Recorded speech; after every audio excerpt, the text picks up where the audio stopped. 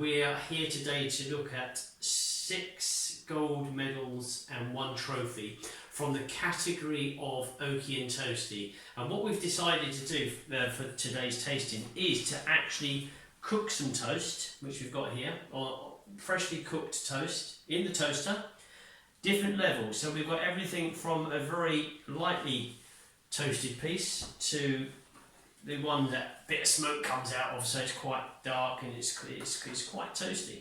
So we've got 6 gold and 1 trophy, and we're going to open each of these and taste them, have a chat about the toastiness levels of the wine, the aromas and the flavours, and then we're also then going to try and position the wine with the level of toastiness that we've got here. So shall we start? Where do you want to start? Start with the hard count. Okay, so we're going to go all the way to Austria. Austria gold medal for the Oaky and Toasty category. Let's get this open. I'm looking forward to tasting this one. I know this was right up there, point scoring for the Oaky and Toasty last year. So here we go. Hard count Brut Reserve.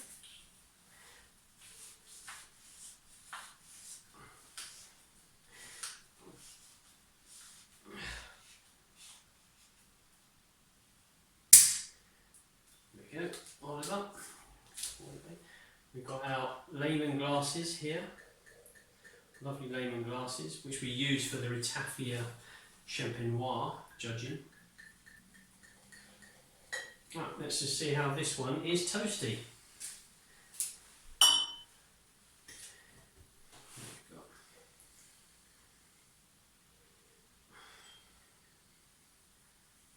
And it's like a creamy Oaky toasty. Yeah, I've got the cream. It's a sweeter sensation. It's green fruits, a sweet creaminess, a touch of toastiness, but it's a very lightly. I mean, if looking on here, I put it at a level. I put it on something like this. Yeah, it's Definitely. If you smell that, it's quite. So it's quite a light level of toastiness, and then we can go for the flavours.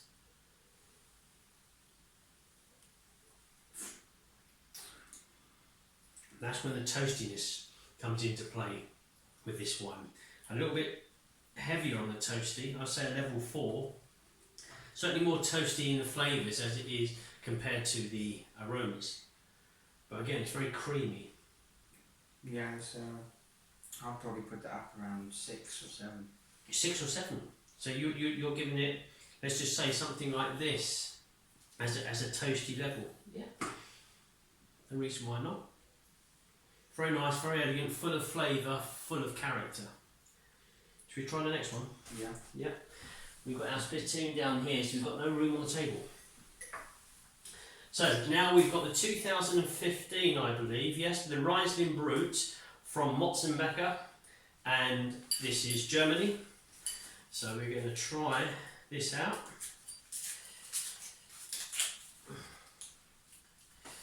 Motzenbecker.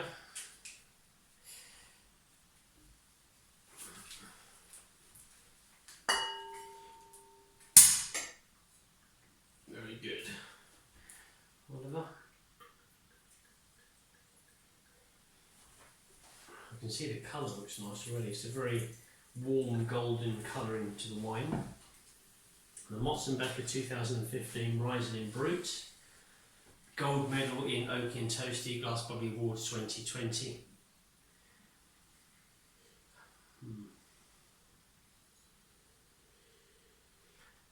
You've got the kind of petroleum, the kind of petrol aromas coming through. There is a touch of toastiness. It's not a great amount of toastiness. It's more led by the petrol aromas. Yeah, much stronger petrol and toasty in the aroma.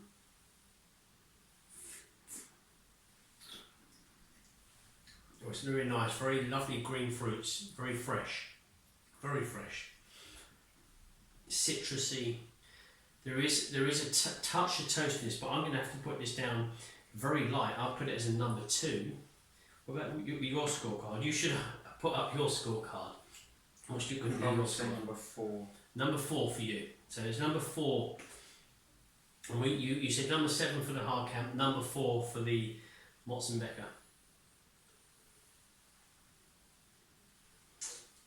I can see why the judges put it into that category, but it's a very nice wine, very elegant, very fruity, lovely, really is. Here, I'm going to run out of space quickly. We're going to go over to Croatia now, and the Mizell Prestige Valeteta Persevrich, and hopefully I've said that more or less correctly for the winery in question, but Croatian wine, Croatian sparkling wine, and this was, is this a year on this one at all? Extra Brut. I don't have a year on this, so it's probably going to be a non-vintage, and it's the Extra Brut, and it is Croatia, so here we go.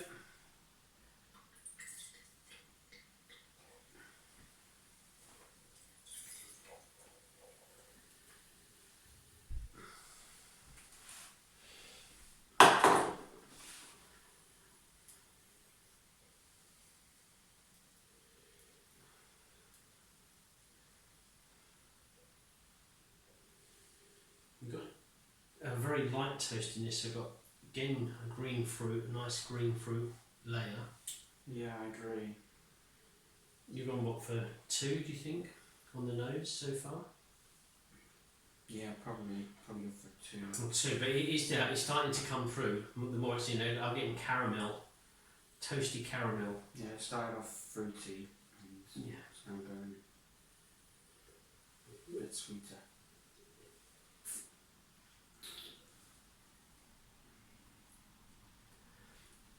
Again, it's citrusy, creamy, delicate flavours. We have got toastiness, but again, it's very light toastiness, so there's a presence of toasty characters. But again, on the scale, I'm gonna give it a number 2 on the toasty scale. Yeah, I agree with the 2. Okay, we've got agreement there. Again, very nice, very elegant. I'm not used to this winery. I haven't had too many labels from them. I know Marie, now chairman, does rave about their wines, and I can see why. Yeah, elegant is a good word for this wine. Gonna have to pour it away, unfortunately. Okay. And the next one, I see what we'll do. We'll come to we'll go to this one next. It's a Federoli Brut 36 months in the bottle on the lees. 2015 with a Smarto, so vintage 2015, Italian, Italy, Vini Spumenti, 2015.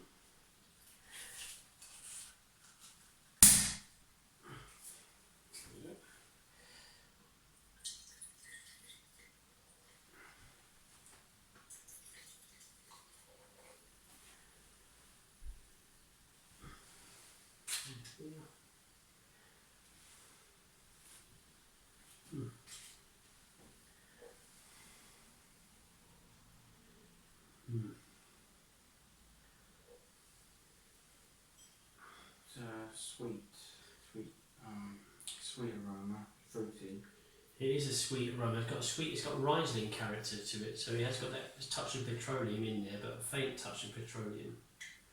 Again, the colouring it's a nice warm, almost a hint of lime colouring to the wine. Golden kind of lime colour.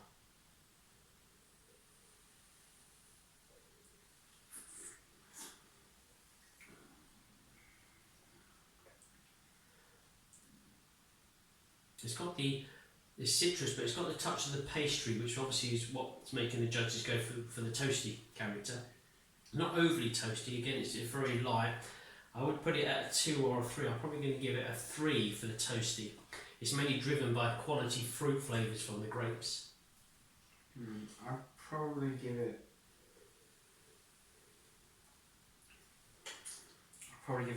A 4. You're going to give it a 4.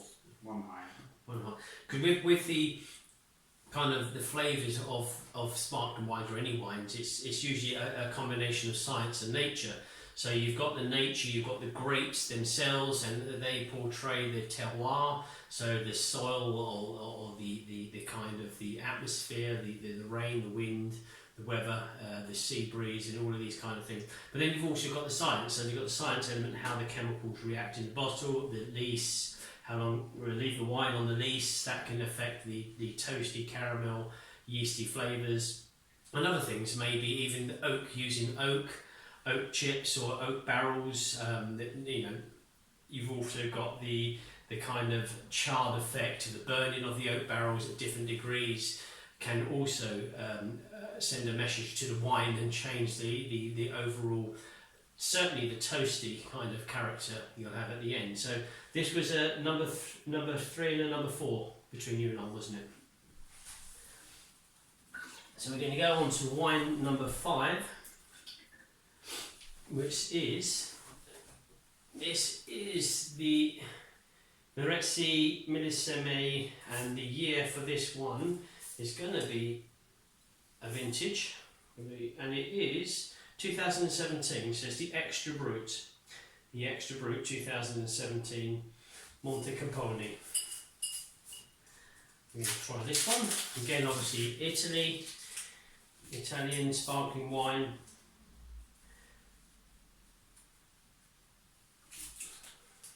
So far, who's leading? Harkamp for 7, I believe. Yeah. I think that's going to change when we have the Ferrari. So here we go.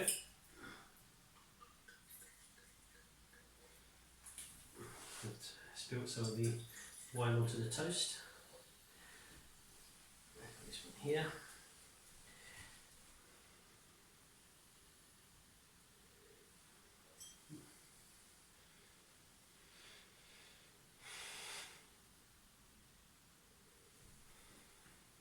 I'm getting a light toastiness. Light toastiness. I'm getting, yeah, it's a light aroma. It's not overly expressive. It's quite light in its character. And peach as well. Peach, yeah, peach. I'm getting kind of herbaceous green, herbal notes. I'm not getting too much. If I'm going to get anything, I'm going to get number 1 on the toastiness on this. It's not too toasty on the aroma, but let's go. I'm going to try with the flavours.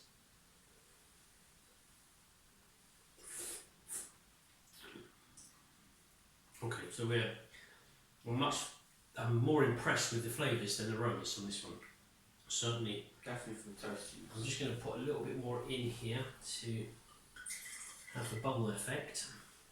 But certainly for the toastiness, as you're saying, I'm going to give this is a 3 or 4 for me, toastiness.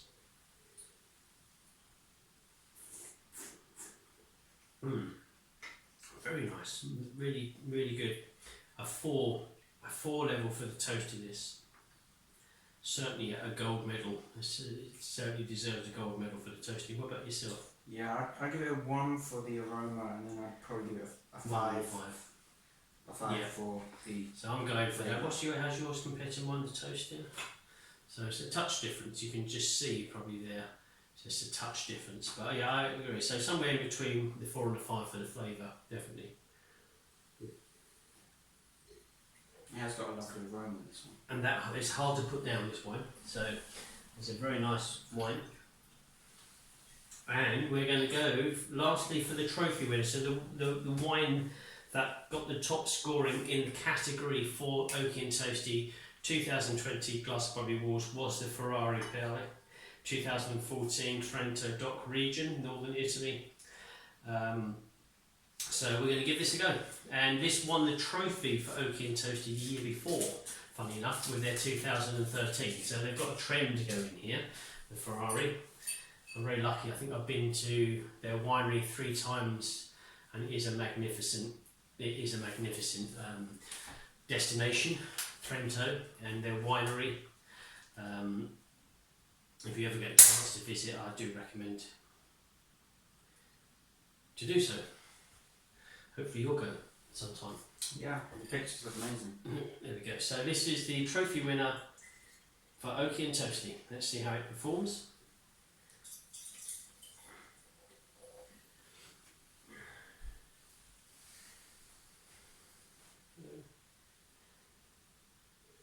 already on the nose. The nose is just toasty, light green fruits, fresh fruits, but mostly a toastiness. You're just thinking that this wine is stored in an old oak barrel, expressing the flavours from old wood, hitting it with a touch of burnt, crisp edge to the wood.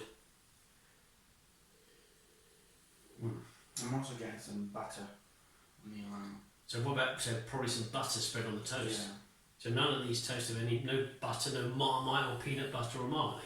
Literally, they're just toast. I know what you're saying. It has got that yeasty kind of buttery effect to it. So you could have a buttered toast. Let's say a good 6 or a 7 on the aroma. Yeah, I agree.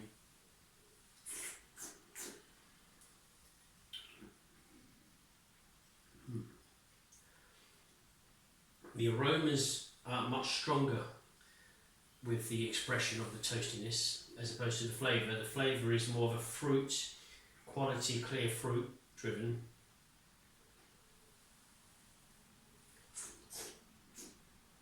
There it is there. Second tasting, it is there, the toastiness. But it's a kind of like a green fruit marmalade on toast with a touch of lime in there, that kind of effect.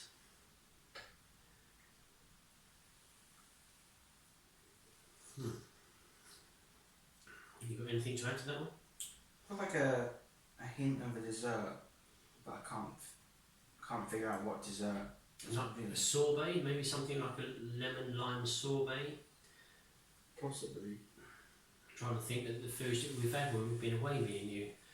Dessert. We're not usually a dessert people, are we? We prefer the main course. No. Desserts, I always have cheese. Yeah, it's just like a hint near the end, which is a nice touch. I want to go back and revisit one of them, which is the first one we had. I'd probably give this one a 6. Oh right, yes, you're quite right. I've missed that one.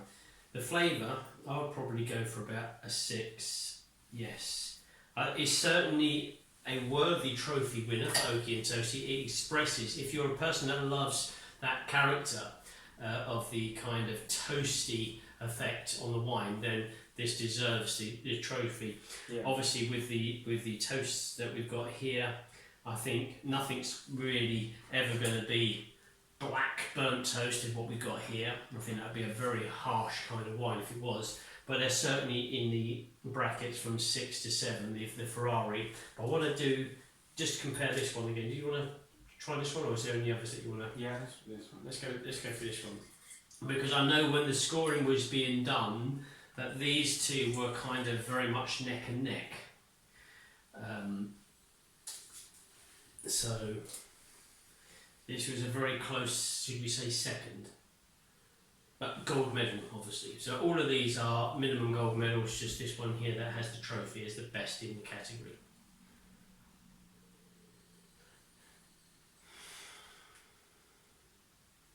And they've all had a few moments to breathe. The wine's had a touch of oxygen in there for it to breathe. Temperatures kind of approaching more or less to room temperature. So I usually find that the wines are more expressive when they are starting to reach room temperature. When they are well chilled as what we had them initially, they are a little bit more closed, so their identity is not all there.